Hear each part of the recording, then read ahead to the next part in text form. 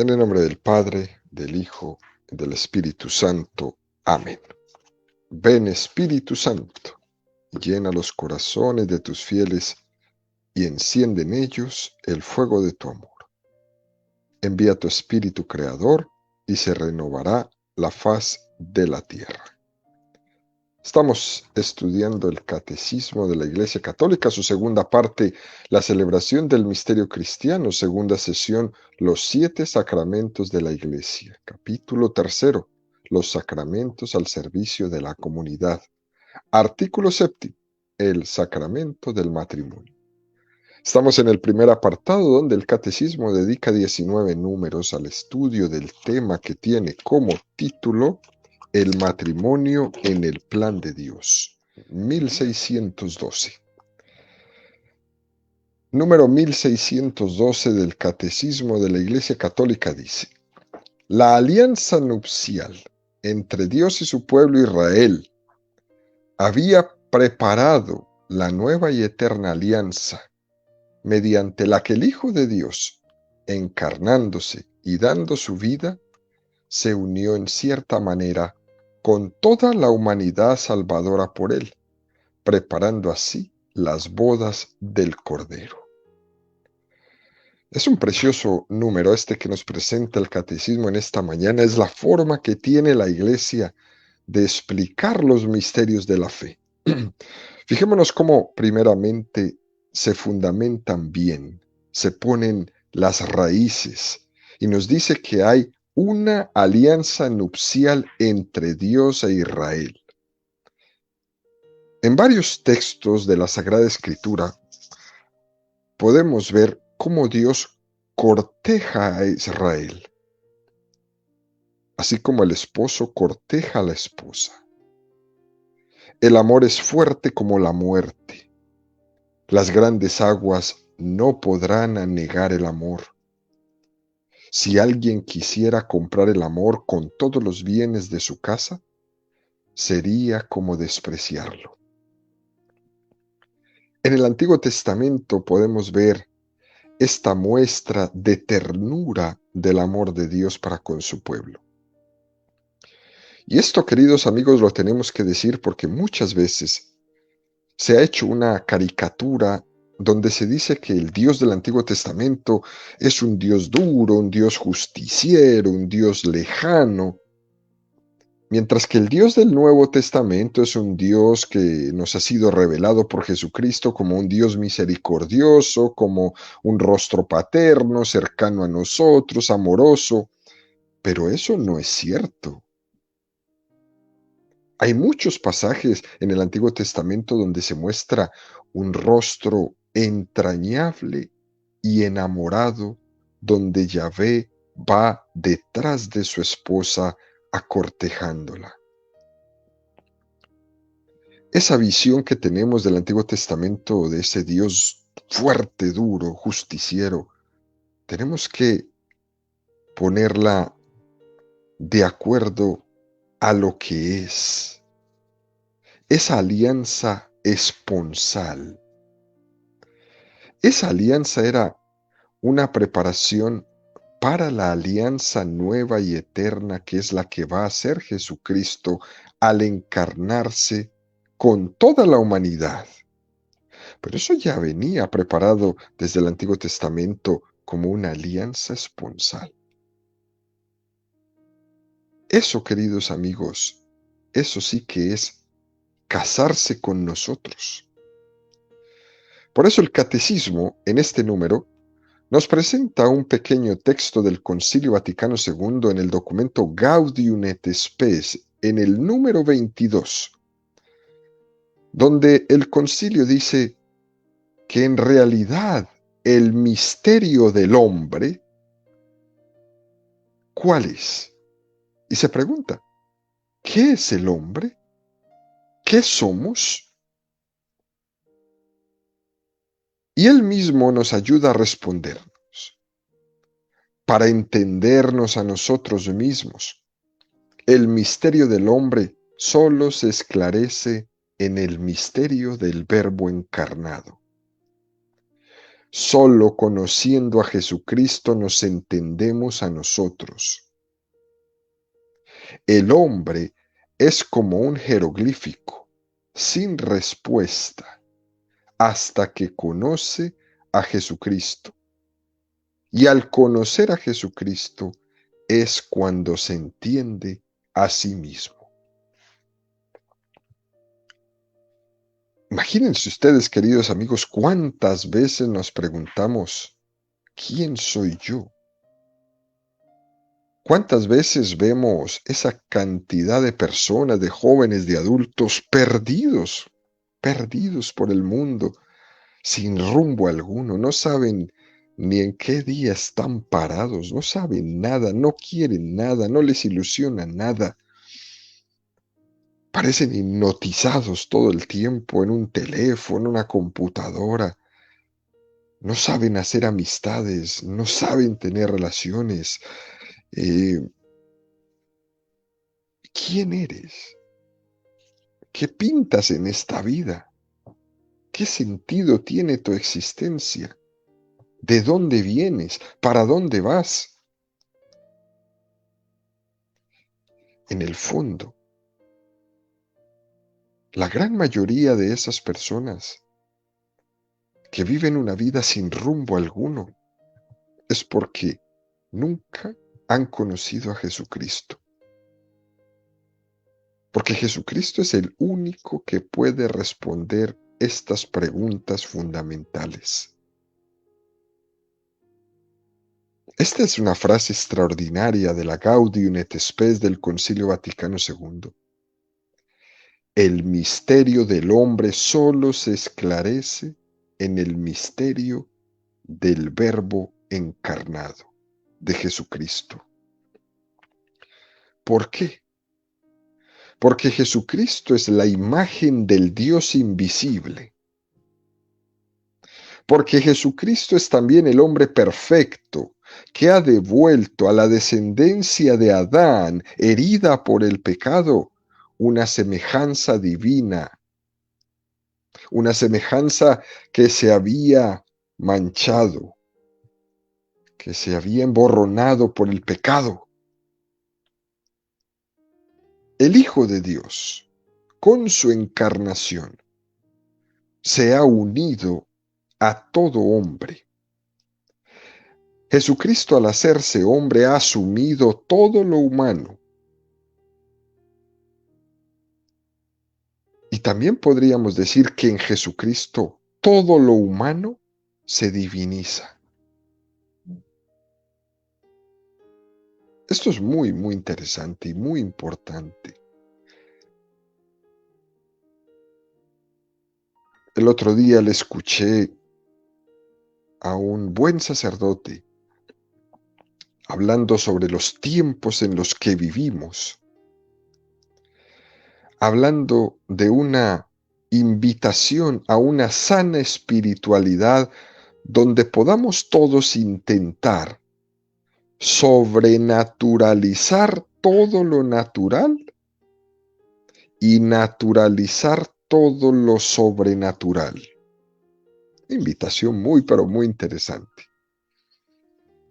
Y decía que debíamos entender esto en que todas las cosas naturales de nuestra vida, que pueden parecer intrascendentes, ¿no? Como ir todos los días al trabajo, incluso al mismo trabajo, con la misma gente, o nuestras enfermedades que nos achacan en todo momento, que son las mismas la mayoría de las veces, el mismo dolor en el mismo lugar, o los quehaceres diarios, lavar la ropa, hacer de comer, hacer deporte, todas estas cosas que son naturales, que hay que hacerlas, como echarle gasolina a tu coche, hay que sobrenaturalizarlas. Hay que vivirlas ofreciéndolas a Dios en Cristo, haciendo de cada una de estas cosas que podríamos llamar mínimas de la vida natural, haciendo de ellas un instrumento de redención. Y al mismo tiempo, tomar todas las cosas sobrenaturales. ¿Cuáles son estas? Por ejemplo, el vivir bajo el influjo de la gracia de Dios, o la oración misma que cada uno de nosotros puede hacer. No tienen que ser cosas lejanas ni cosas raras a nosotros. Es el vivir en la gracia de Dios y es hacer oración. Todo esto como si fueran cosas reservadas, digamos, a personas con una vocación especial, haciéndolas mías, haciendo de esto sobrenatural lo cotidiano porque es mío. Que vivir en gracia se convierta en lo más natural en mi vida. Que hacer oración en cualquier momento se convierta en lo más natural de mi vida. Y esto es posible porque en Jesucristo todo lo humano ha pasado a ser de carácter divino y todo lo divino ha pasado a ser de carácter humano. El trabajo con manos de hombre, también Jesús lo tomó. El pensamiento con inteligencia de hombre, también Jesucristo lo tomó. El amor con corazón de hombre, también Jesucristo lo tomó. Él se une a nosotros totalmente con todas las consecuencias de ser un ser humano. Y eso es muy bello. Ese es el misterio de la encarnación de Jesucristo. Él, al hacerse hombre, se pone a hablar en nuestro mismo lenguaje para que le entendamos. Él usa nuestras propias palabras. Dios habla nuestro idioma, explicándonos con su palabra, explicándonos con su vida la vocación para la cual hemos sido creados. Él nos descubre un misterio que para nosotros será inconcebible. ¿Cuál es este misterio? El misterio para el cual hemos sido creados. Él, al hacerse hombre, nos descubre nuestra propia razón de ser, de nuestra existencia. El para qué existes. A eso el catecismo, queridos amigos, le llama una alianza nupcial con la humanidad. Cristo se ha desposado con nosotros. Qué cosa más bella. En Cristo se iluminan nuestros enigmas. El enigma de nuestra vida, el enigma del dolor, el enigma de la muerte. Porque fuera de Jesucristo, el dolor, la muerte, la vida misma, se ve envuelta en una absoluta oscuridad. Por eso nos dice el Apocalipsis 19, 7, 9.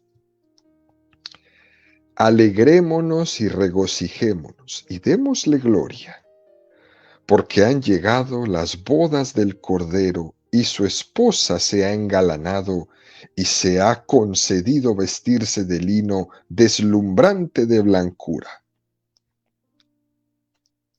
El lino son las buenas acciones de los santos.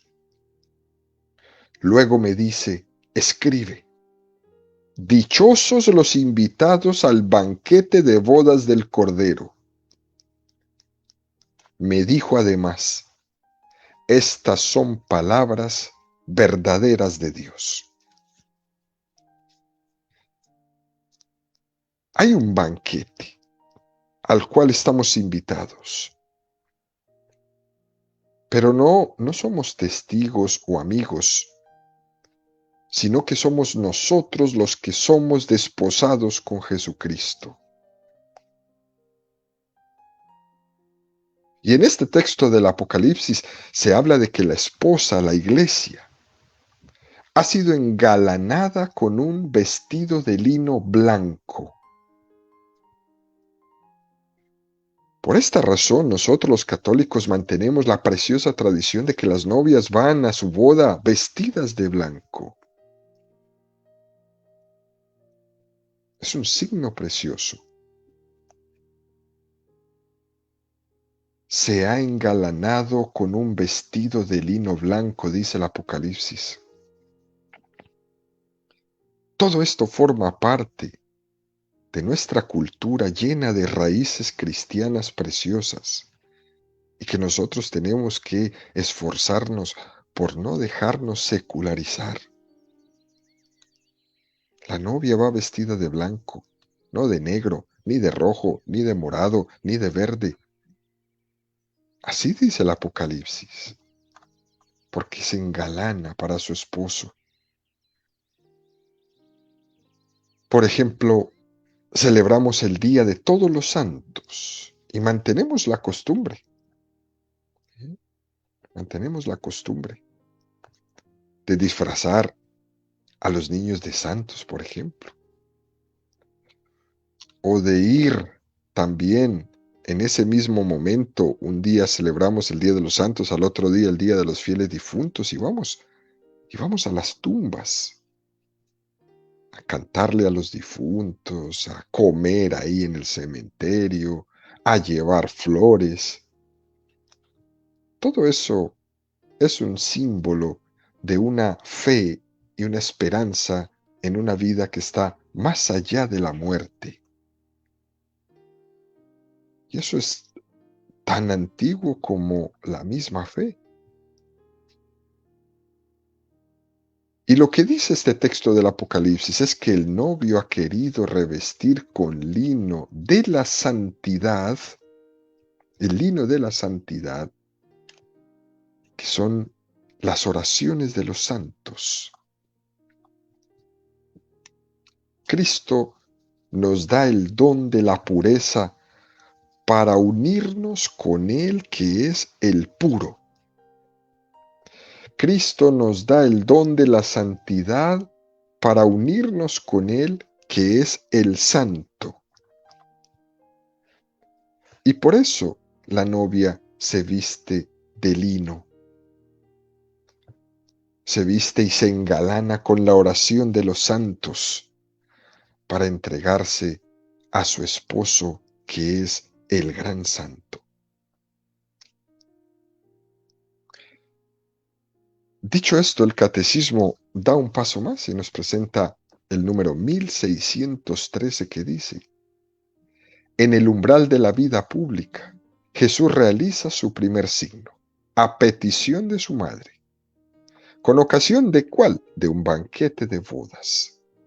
La Iglesia concede una gran importancia a la presencia de Jesús en las bodas de Caná.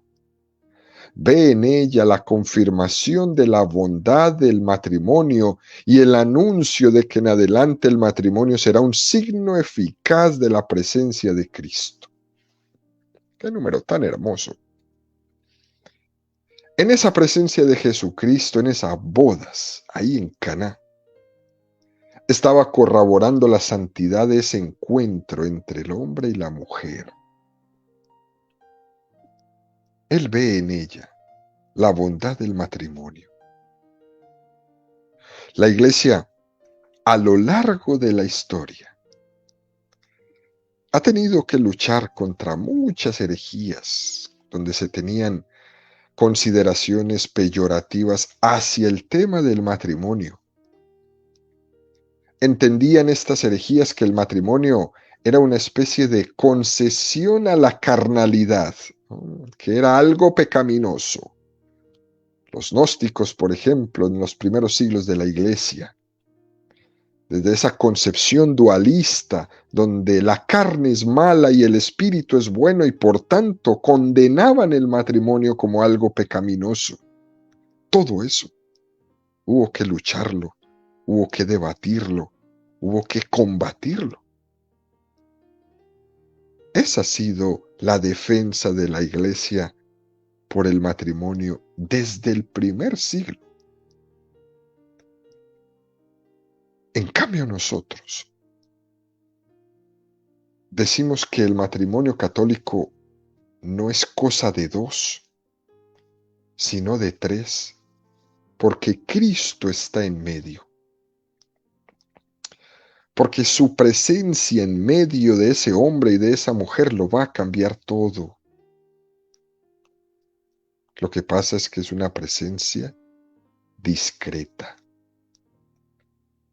Es una presencia que no hiere, pero que está ahí. Juan 2, 1:11.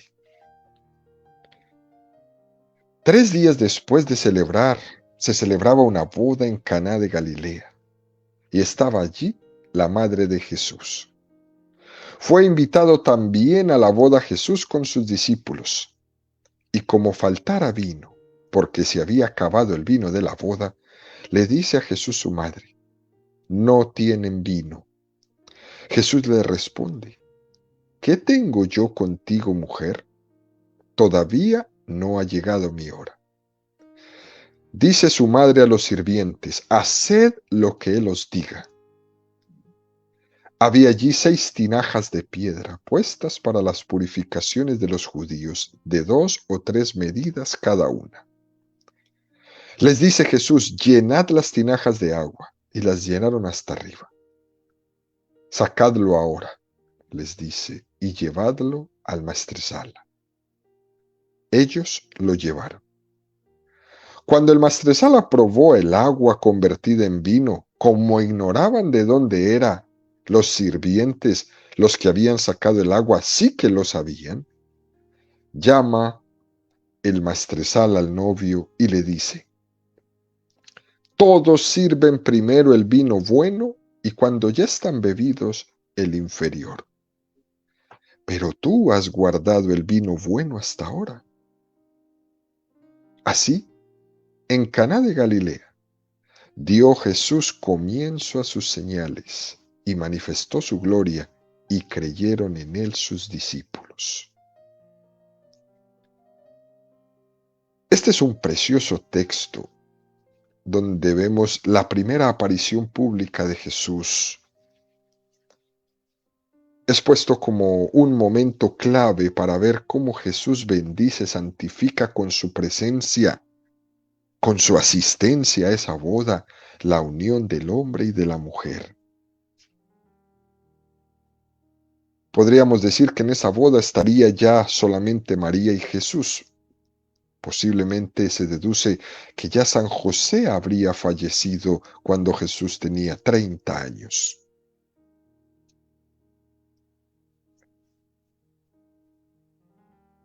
Es una boda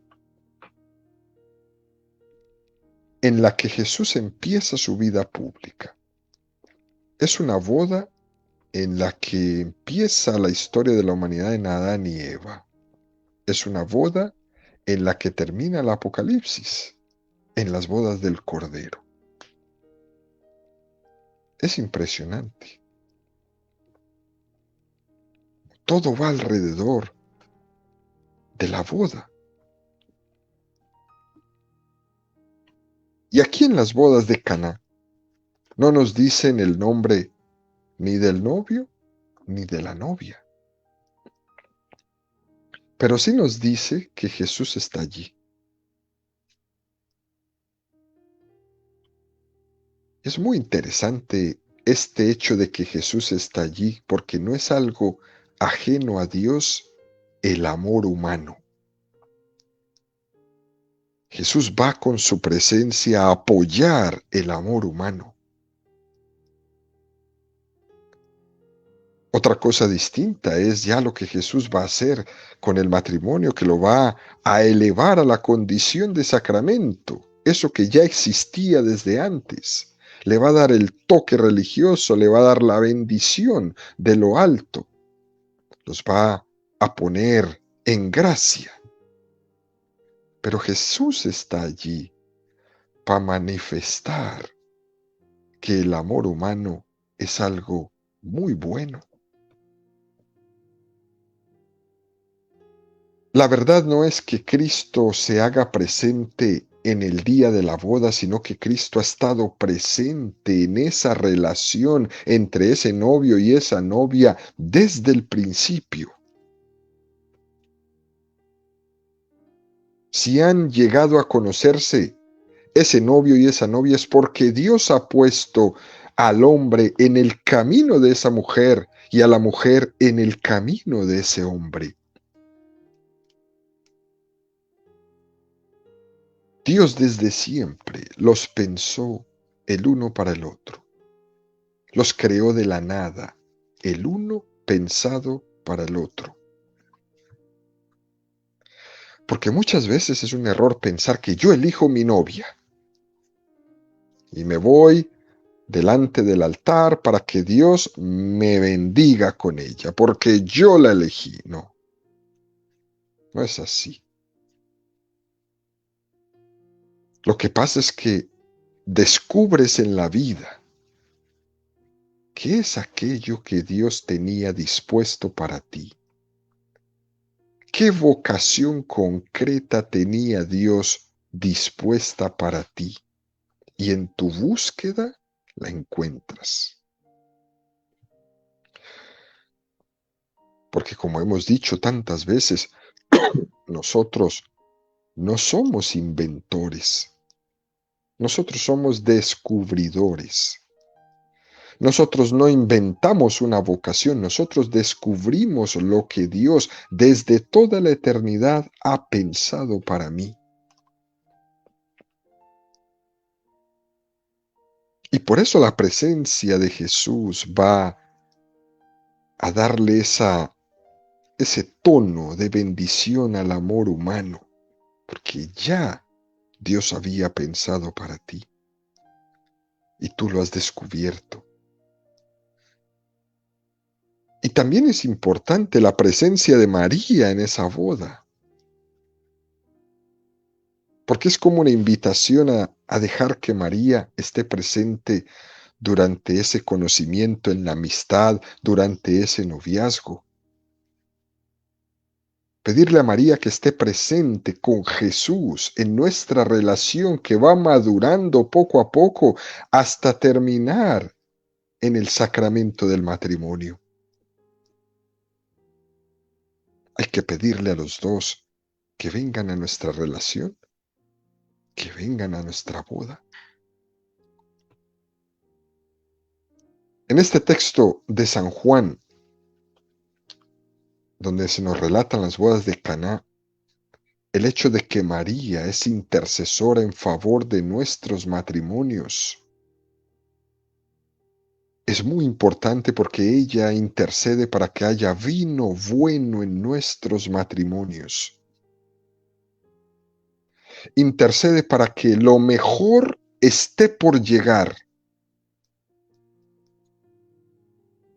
Por eso dice, pero tú has guardado el vino bueno hasta ahora porque lo mejor está por llegar. Por eso es importante, queridos amigos, caer en cuenta que cuando un matrimonio no está fundado en Cristo, sino que está fundado simplemente en la mera carnalidad humana del gusto, el vino se bebe rápido al principio y se agota enseguida, y a partir de ahí todo es decrepitud. Y empiezan las distancias, los desprecios, los insultos, porque estaba fundado en algo que no era consistente. Y el vino se bebe rápido al principio y se agota. Sin embargo, cuando los matrimonios están fundados en Cristo, lo mejor siempre está por llegar.